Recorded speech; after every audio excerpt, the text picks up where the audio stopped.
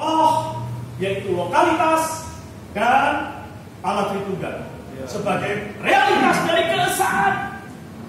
Kita mulai berada dalam hidup gereja. Saudara-saudari, inilah hidup gereja. Kita tidak berada di kekacauan, kita tidak berada di denominasi, kita tidak ada di dalam perpecahan, tetapi kita ada di dalam keesaan. Kita berada di negeri yang baik, kita berada di Yerusalem, bahkan kita berada di Bukit Sion. Kita ada di Sion. Ini menunjukkan kita berada di dalam keesaan. Untuk apa? Untuk membangun rumah Allah. Maka berita yang ketiga, kita mendirikan apa? Mendirikan kembali mezbah kurban Allah. Kita menjadi orang yang mempersembahkan diri kita sebagai kurban yang mutlak bagi kepuasan Allah. Tetapi saudara-saudari, kita melihat di dalam sejarah Israel, setelah mezbah didirikan 2 tahun menjadi tertunda pembangunan rumah.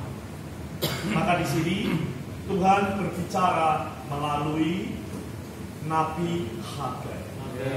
Nabi Hagai berbicara. Dia mengatakan di dalam Hagai pasal 1, kita coba lihat ya. Hagai pasal 1 ayat yang ketiga dan keempat, 5, 6 sampai 11 ya, sampai ke 11. Kita baca dari ayat 1 sampai yang ke 11 ya. Hagai pasal 1 ayat 1 sampai 11. Kita baca pelan-pelan 3, 2, 1 ayat 1. Hagai 1 ayat 1 sampai 11. Maka datanglah firman Tuhan dengan perkataan Nabi Hagai, bunyinya kecil banget. Bawa Alkitab. Amin. Harus bawa ya. Ini saya beli Alkitab yang terbaru ya. Jadi harus bawa Alkitab ya. Pada tahun yang kedua zaman Raja Darius, Pada bulan ke-6, pada bulan itu, datanglah firman Tuhan Nabi Hagai kepada Zerubabel bin Shealtiel, kepala daerah Yudea, dan kepada kita besar Yosua bin Yosadak. Bunyinya, beginilah firman Tuhan semesta alam. Bangsa ini berkata, sekarang belum waktunya untuk membangun kembali rumah Tuhan. Maka datanglah firman Tuhan dengan perantaraan Nabi Hagai.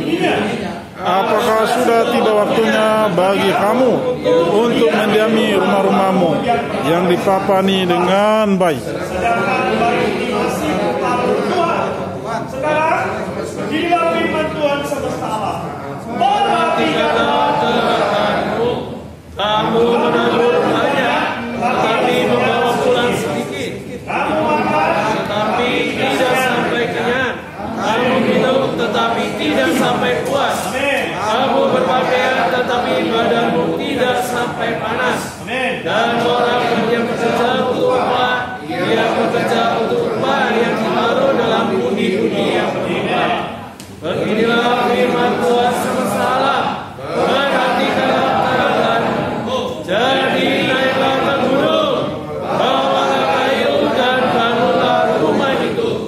Maka aku akan berkenan kepadanya dan akan menyatakan kemuliaanku di situ. Kamu memperhatikan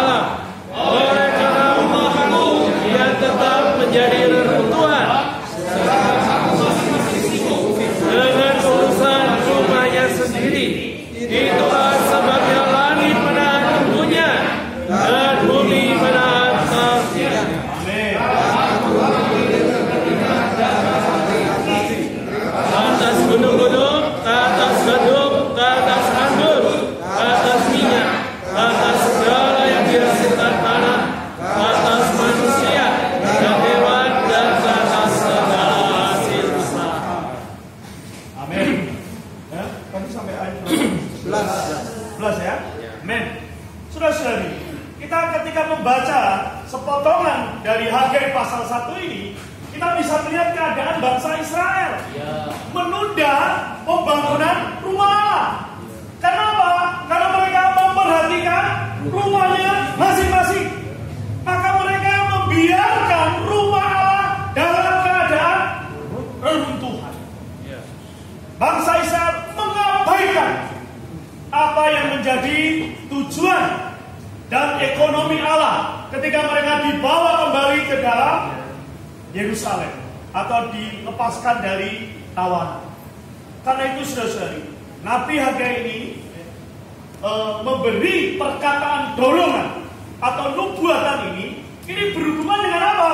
Berhubungan dengan kesejahteraan orang Israel pada zaman itu, yang adalah kesejahteraan kita sebagai orang-orang percaya. Saudara-saudara, sebetulnya di atas kehidupan kita ini seharusnya sudah penuh dengan kesejahteraan. Kenapa? Karena ini juga berhubungan dengan kedatangan kerajaan 1000 tahun. Saudara-saudari, realitas kerajaan hari ini ada di zaman ini. Amin. Penampilan kerajaan juga ada di zaman ini. Amin. Saudara-saudari, maka kenapa banyak orang memperhatikan rumahnya sendiri? Karena mereka berada di penampilan kerajaan.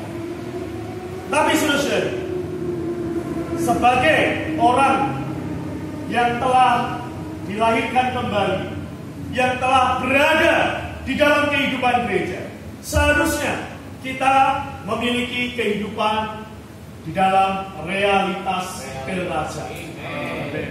Orang yang memiliki realitas kerajaan, itu adalah orang yang dikatakan naiklah ke gunung.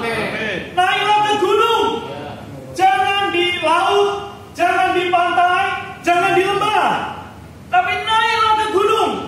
Hari ini banyak orang Kristen masih ada di laut. Hari ini banyak orang Kristen masih ada di pantai. Hari ini banyak orang Kristen masih ada di lembah. Tapi firman Tuhan katakan naiklah ke gunung. Untuk apa, saudara-saudari? Supaya memiliki persekutuan. Supaya memiliki persekutuan dengan Allah. Amin.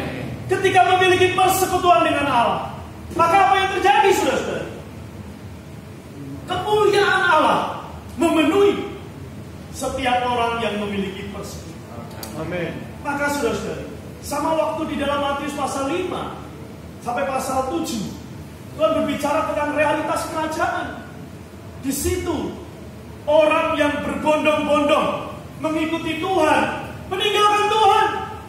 Ketika Tuhan naik ke bukit, hanya murid-murid Tuhan yang menyusul di bukit. Saudara-saudari, banyak orang telah mengalami dan menikmati mujizat. Seberapa banyak kita dipelihara Tuhan sampai hari ini. Pandemi kita lolos. Itu artinya pemeliharaan Tuhan. Amin. Sekarang untuk apa pemeliharaan Tuhan itu? Untuk apa kesejahteraan yang diberikan kepada kita hari ini? Adalah untuk membangun rumah Allah. Amin. Untuk memperhatikan gereja. Amin. Untuk terbangun di dalam gereja. Amin. Bukan untuk kita, saudara. Kalau kita masih punya baju yang bagus, kita masih bisa makan yang enak, semua itu adalah pemeliharaan Tuhan. Amin. Supaya kita memiliki eksistensi hidup. Supaya hidup kita adalah bagi Allah. Amin. Bagi pembangunan Allah. Bukan untuk kesejahteraan kita saja. Saudara-saudara, orang Kristen akan bodoh kalau tidak percaya Tuhan memelihara. Itu bodoh. Tuhan adalah juru selamat kita. Dia buktikan naiknya kayu salib. Dia mati menebus kita, menggantikan kita.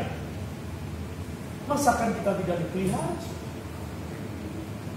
Banyak orang Kristen lebih mudah percaya Yesus juru selamat, tapi tidak percaya Tuhan Yesus adalah Immanuel yang menyertai kita. Amin. Sehingga kita hidup penuh kekhawatiran, ketakutan, kecemasan, mondar-mandir di dunia, tidak peduli dengan Tuhan, tidak peduli dengan gereja. Saudara-saudara, Berapa banyak kita ini mondar-mandir di dunia? Betapa capeknya hidup ini, saudara-saudara. Capek. Ya. Betul-betul capek, saudara-saudara. Kalau hanya pagi bangun, lalu berangkat kerja, lalu pulang sore, dengan segala tetek bengeknya, saudara-saudara. Naif hidup orang Kristen kalau kita cuma capek. Saudara-saudara. Maka di saat dikeninggalkan, naiklah ke gunung. Naiklah ke gunung, saudara-saudara. Naiklah ke gunung. Kita harus dipulihkan. Amin. Judul berita ini adalah pemulihan, pembangunan. Kita harus dipulihkan, saudara. Dari membangun rumah kita sendiri untuk kesejahteraan kita sendiri, dipulihkan untuk membangun rumah Allah. Amin. Memperhatikan rumah Allah, memperhatikan gereja, memperhatikan, kan tadi dikatakan bahwa rumah Allah ini di dalam perjanjian lama adalah lambang dari Kristus. Nah, Kristus sudah datang menjadi realitas rumah, menjadi tempat tinggal kita. Saudara-saudara, di dalam Yohanes pasal 15 Tuhan berkata, tinggallah di dalam aku dan aku di dalam kamu. Ini adalah saling huni, saling tinggal. Ini adalah rumah. Saudara, orang yang paling berbahagia hidup di dunia ini adalah orang yang tinggal di dalam rumah. Amin. Kalau nggak percaya, saudara, ya, kalau ada yang kerja jauh atau pas kerja keluar kota, kalau pulang, ya, seumpama kerjanya di Surabaya, mau pulang ke Jakarta karena rumahnya di Jakarta. Orang baru sampai kota Jakarta aja sudah merasa sampai di rumah. Lebih-lebih ketika sampai di rumah. Betapa damai sejahtera. Ini menunjukkan apa? Siapa yang memiliki Kristus memiliki kesejahteraan yang sesungguhnya. Amin. Memiliki damai sejahtera yang realitas. Hari ini banyak orang mencari damai sejahtera. Di mana ada damai? Tidak ada di mana-mana. Selain di dalam Kristus, selain di dalam rumah Allah, selain di dalam gereja, di dalam hidup gereja. Saudara, inilah di dalam kehidupan kita di dalam damai sejahtera. Yohanes 16 ayat 33. Di dalam dunia kamu menderita aniaya. Amin. Ya, jelas ya. Di dalam dunia kamu menderita aniaya. Saudara-saudara, lingkungan kita ini dunia. Dunia, seluruh dunia di sekeliling kita ini selalu menganiaya. Selalu, saudara. Jadi jangan harapkan damai sejahtera di dunia ini. Tidak ada. Istri sebelah kita, suami sebelah kita, anak di bawah kita, semua itu menganiaya kita. Semua menganiaya kita. Membuat kita tidak memperhatikan rumah Allah. Padahal Tuhan berkata, di dalam dunia kamu menderita, di dalam aku kamu mendapat damai sejahtera. Tapi hari ini pilihan kita banyak apa?